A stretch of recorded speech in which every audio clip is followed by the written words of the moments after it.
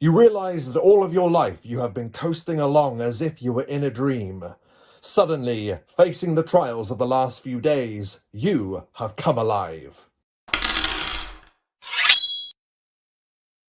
Hello and welcome to Performance Check. My name is Rob and today we're talking about levelling up. I want to talk about how we can make the act of developing a character mechanically more immersive and character driven. So, levelling up is when we increase in power. We enjoy RPGs because of character progression. And when we level up, our character has become more accomplished because of the things that they have done, because of the experiences that they have endured, because of the risks that they took, and because of the sweeping events that they have been involved in. At the top of this video, you might have recognised the words that I was speaking. For those not familiar, those are the words that you receive in a message when you first level up in the hit role-playing game Oblivion.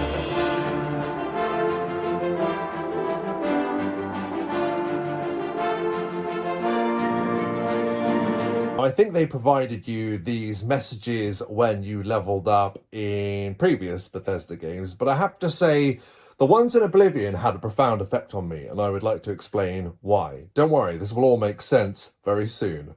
Hopefully. Let's examine that message again when you finally become level 2. You realise that all of your life you have been coasting along as if you were in a dream. Suddenly, facing the trials of the last few days, you have come alive. I love this touch that Oblivion gives us. It provides us not only with the endorphin rush of realising that we have raised our major skills high enough to level up, we also get a little bit of insight to the silent protagonist's thoughts. You always play through the Elder Scrolls games as the silent wanderer, the voiceless main character. And this moment suggests that whilst resting, you had some kind of epiphany. The character had a meditative experience.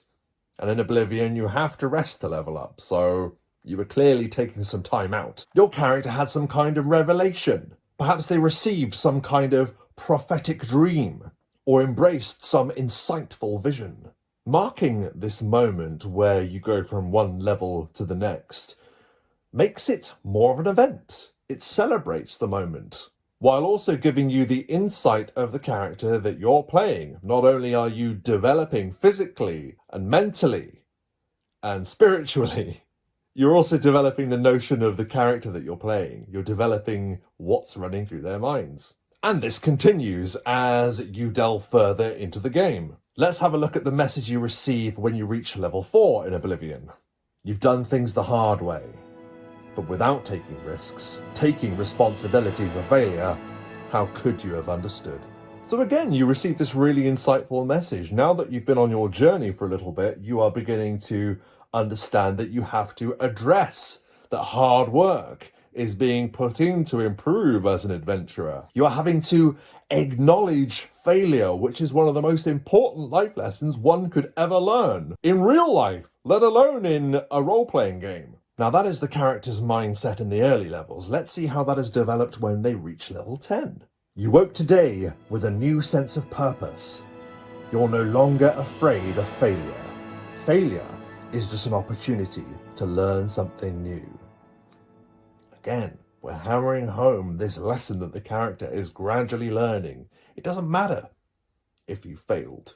What really matters is if you learn from that mistake and come back stronger, faster, better than ever before. So what we're learning is, in early to mid levels of Oblivion, your character is filled with hope and optimism. However, the more powerful your character becomes in this game, the more ominous the messages are that you receive.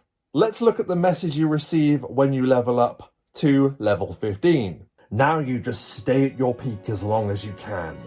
There is no one stronger in Tamriel, but there's always someone younger, a new challenger. Now isn't that such a wild change from the earlier levels? The messages now have this jaded tone. You are powerful, but all that you have earned and all that you have learned can be taken away from you by someone you might meet in the future. If you manage to do this, someone else can too. Dare we look further? Let's see what the message is when you reach level 20. By superhuman effort, you can avoid slipping backwards for a while, but one day you'll lose a step, or drop a beat, or miss a detail, and you'll be gone forever. Ominous. So this is a detail you can easily miss given the amount of time it takes between level ups. But you begin to realise that if you read these messages back to back, that there is a character arc on display. You go from being a bright-eyed, bushy-tailed, willing, young adventurer to becoming a seasoned hero, to degenerating to a grizzled, all-powerful veteran with a side of paranoia for good measure. I wanted to use the example of Oblivion because, like I said earlier, it really makes an event of leveling up. It makes it memorable, it makes it stick in your mind, and it gives you a little bit of insight into a character that doesn't even speak. And I think this idea can be creatively applied to tabletop RPGs.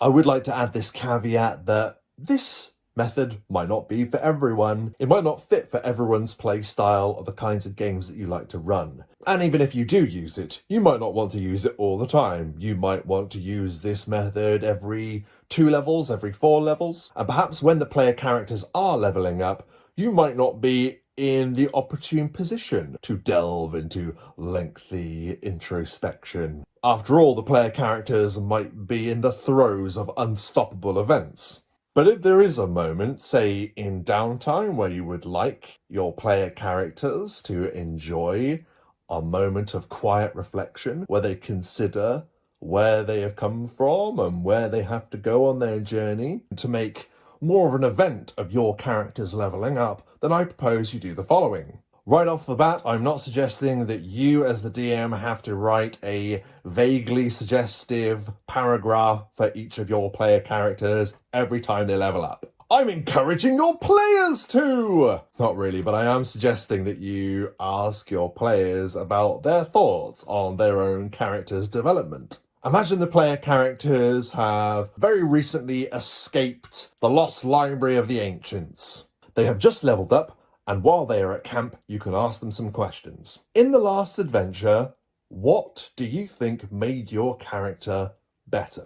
What did your character learn, and how? So you're effectively asking them, what made that character better at doing the job that they do? What made them a better fighter? What made them a better caster? What made them a better rogue? And you can ask them to reflect on something good and something bad about that. Then you can ask them to reflect on something cool that their character did or something epic that they achieved in the last adventure. Were they able to roll a natural 20 at the key moment? Were they able to destroy the crystal of annihilation just before it obliterated a friendly NPC? And finally, you can ask them what they will be taking forward from what they experienced. What lessons did they learn that they will apply in the future? What ideas and attitudes did they have that are now changed? If you only have limited time for a session, you might not want to spend gaming time doing this. You can ask these questions outside of the session or at the end. If you're going to do this, I would advise that you take notes of what each player says. So you can ask these questions at level 2, level 4, and level 6 and copy down what they say. And I guarantee you, just as we have discovered by reading back those various messages from Oblivion, I can guarantee you that if you read them back, you will notice that character arcs begin to form before your waking eyes. You will see continuing ideas forming across the many different levels that the player characters achieve. And these ideas and thoughts that the player characters have had, that the players have had, will have been solely influenced by the experiences within the game. There is a reason why they are called experience points. I'm not going to sit here and pretend like this is a new idea either. There are plenty of gaming systems out there for tabletop RPGs that do similar things like this. If you take the World of Darkness series, for example, the storyteller in those systems asks the players a number of questions. You get an experience point for showing up, you get an experience point for explaining something that your character has learned, and you get an experience point for explaining something cool that you did. I'd ask you to consider having the other players elect the cool thing that a particular player character did, because that helps boost camaraderie, and it's nice to have a bit of a back pat around the table. a backpat, because they are derived from the events that shape the characters. It not only determines the numerical value of a character, but experience always defines who we are. And it defines compelling characters, the very characters that we love to think about, that we love to write about, that we love to play as, that we love to DM for. Put the experience into the experience points. And I think you'll be surprised at the result. So what do you think? Do you have any level up traditions that you have for your gaming table? How do you encourage character development in your game? If you try this out, I would love to hear how you found it. Did it work for the players? Did it work for you? Did it not at all? Was it rubbish? Let me know in the comments below. If you like this video, give it a like. If you would like to see more like it, then give me a subscribe. Thanks for watching, and I hope that all of your performances are up to standard.